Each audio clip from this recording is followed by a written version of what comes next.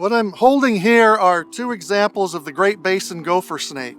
The Great Basin gopher snake lives throughout pretty much the entire state of Nevada, and this is basically the size range. They can be about 6 feet as full-grown adults, and this one is a baby that was hatched just a couple months ago.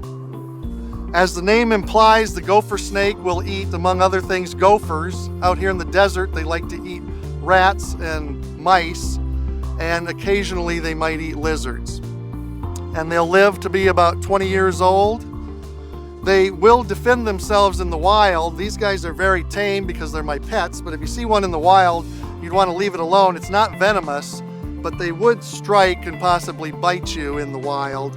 And they do have small teeth, and they will hiss at you and they'll rattle their tail like a rattlesnake, but they're not a rattlesnake. They're non-venomous. Thanks, Chuck.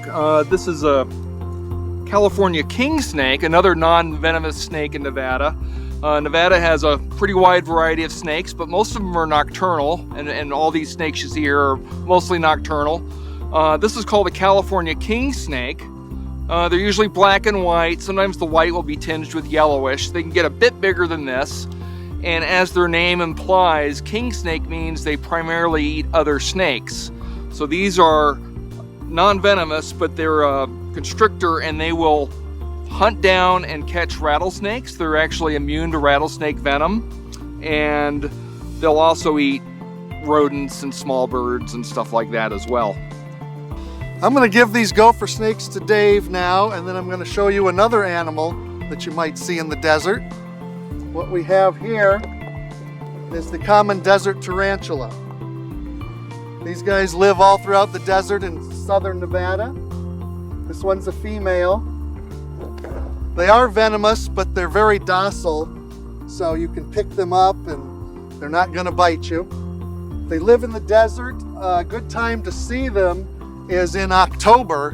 During the month of October, the males will come out searching for mates. So especially down by Lake Mead, you can see dozens or sometimes even hundreds of these tarantula males moving across the desert searching for a mate. The females will stay close to their burrows, and they will mate with the males, and then they'll lay their eggs in the burrows. The females can live up to 20 years. The males generally only live 2 or 3 years, just long enough to become mature and mate.